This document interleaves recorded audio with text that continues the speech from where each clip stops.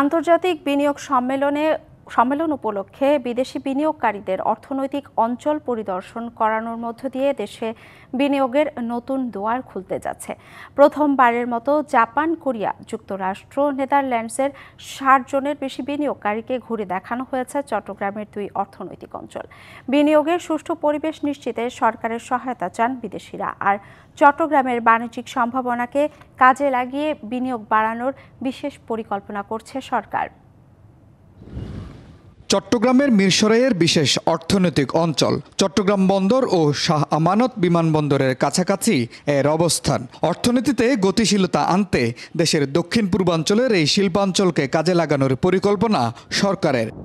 ওয়ালটন আবারও মিলিয়নিয়ার অফারে ওয়ালটন ফ্রিজ কিনে আপনিও হয়ে যেতে পারেন মিলিয়নিয়ার।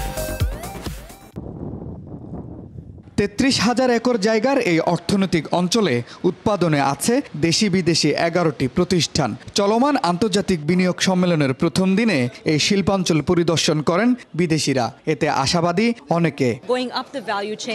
বাংলাদেশ বর্তমানে শিক্ষা, চিকিৎসা এবং অর্থনৈতিক খাতে বৈচিত্র্য আনতে কাজ করছে। ইতিবাচক সময়কে কাজে লাগাতে সরকারের সর্বাত্মক চেষ্টা প্রশংসার যোগ্য। ইনভেস্টমেন্ট ফ্রেন্ডলি যে ব্যাপারগুলো আছে সেগুলোর ব্যাপারে সর্বাত্মক আমরা একটা সাপোর্ট চাই গভর্নমেন্টের কাছ থেকে। এখানে বাড়তে পারে বহুমুখী বিনিয়োগ। মিরসরাইতে আমরা 19 বিলিয়ন অলরেডি আমাদের কাছে তাদের কিন্তু ইনভেস্টমেন্টের অফার আছে এবং তার পরিপ্রেক্ষিতে কিন্তু আমরা 155টা উদ্যোক্তাকে দিয়েছি।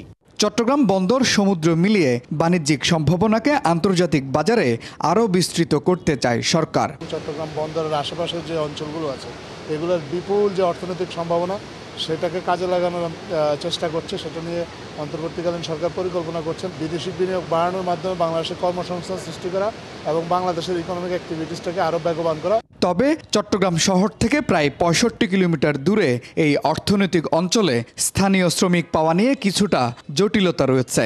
আবাসন প্রকল্প তৈরি হলে বাইরের শ্রমিকরাও এখানে কাজ করতে পারবেন বলে মনে করছেন সংশ্লিষ্টরা।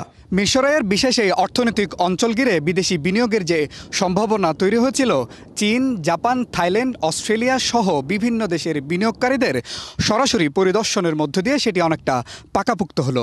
বিভিন্ন সরকারি সুযোগ সুবিধা পেলে সেই বিনিয়োগের মাত্রা পৌঁছাতে পারে কয়েক মিলিয়ন মার্কিন ডলারে।